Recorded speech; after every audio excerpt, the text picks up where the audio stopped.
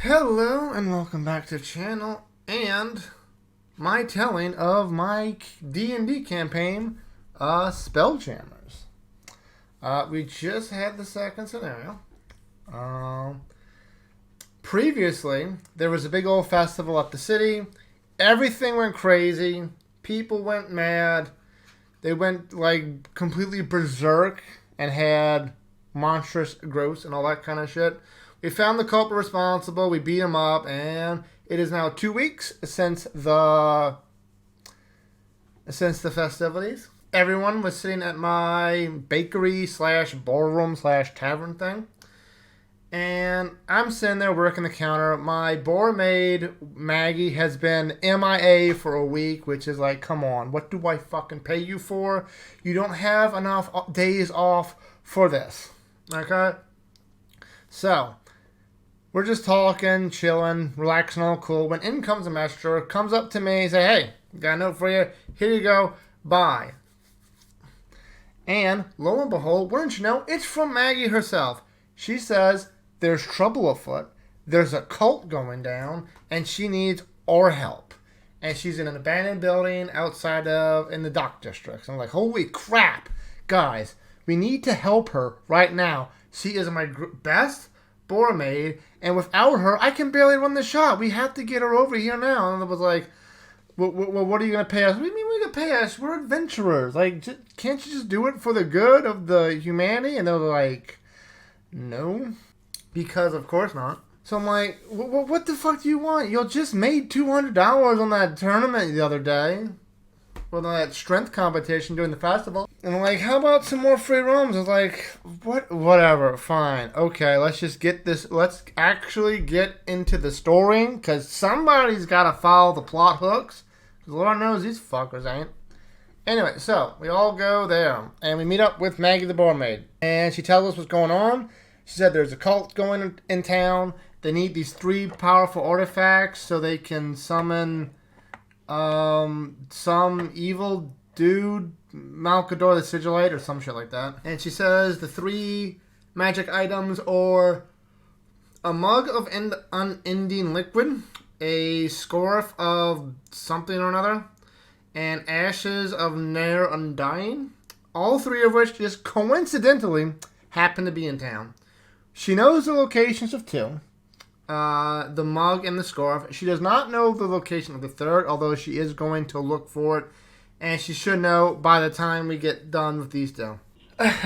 Also, the one thing she did know about the ashes, or that they were in the possession of, and now I'm quoting the DM, a lick. And we're like, a lick? What the fuck is a lick? You know, a lick, an Lich. And we're just like, that's pronounced lich? And she's like, oh, shut up, it's not a big deal. It's like, yes, it is a big deal. It's a lich. It's one of the most iconic enemies in D&D. You wouldn't call it a dragoon. You wouldn't call it a beholder. Like, god damn, you fucking wannabe nerd. The mug of unending is in another bar in town, like one of my main competitors or some shit like that. And the scarf is in a fabric maker shop. So we decide to like, hey, we're going to figure out where we're going to go to first, finish that, and then find out, go to the other one and do that, right? No, of course not. What these fuckers do, they split the fucking party. Oh, shit. God damn it. Same shit, different day. So I could either make it 2 and 2, or I can make it 3 and 1, and basically have the one person just go by himself and die, because he had no intention of going to some hoity-toity fabric shop. He's going to the bar. So I was like, fine, we will split the party. What's the worst that could happen? So the first one the DM does is with the rogue and the pussy of vengeance. They went to the fabric maker shop. So they cased the place out a little bit. They climb up to the roof, and they notice these 2 strange people, like, casing out the place themselves. Like, hey, this is weird. I thought we'd be the only ones up here. So they sneak up on them. One, they just push off the top of the building, and he dies instantly. The next one takes a bit more of a fight, and they eventually like hold on to him or knock him down a little bit, and they ask him, "Hey, are you with this cult?" And as soon as they mention the cult, the dude just like kills himself, and they were just like, "Huh, that's fucking weird." Anyway, let's go inside and find this fucking scarf, I guess. And that was that. Then they go to my side, and we go to the bar. And in the bar, there's like 4 people. There's the barkeep behind the counter and like 4 people in the bar. We walk in, and as soon as we walk in, we notice 2 people start to a fight at the bar. One of them literally slits the dude's throat and throws him away. And we're like, holy crap. We thought the crazy shit already disappeared. Why are they just killing each other randomly?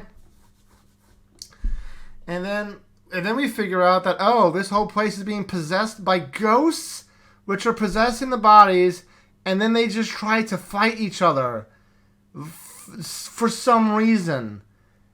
And apparently this dude's known about this for a while, but he never contacted the police because reasons.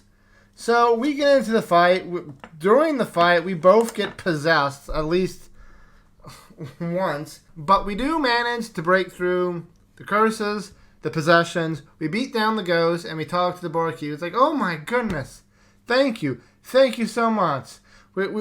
You saved my business. You finally got rid of these ghosts. You can have anything you want in the store. And I'm like, and you can have anything you want in the bar. I'm like, very good choice of words, because we're here for that mug of never ending. And it's like, oh, well, I did say anything you want, so here you go. And I'm like, that was a little too easy. And the DM was like, yeah, he's not really written to like hold up or anything. He just like gives it over to you. I'm like, okay, sure. I'll take a smooth transition for once in a life, because if it keeps the Riddick character from just killing random people, that's an A-okay in my book. In the business, we call this foreshadowing. And then we decide to go. We go to the fabric store to catch up with the other group and see what they're doing, see how they're doing. And we get there. We notice the front door is locked. I'm like, and we don't see anybody inside. I guess we go around back, and we do. And we notice them like throwing the dead bodies in the dumpster. I was like, hey, the fuck is going on? It's like, nothing much.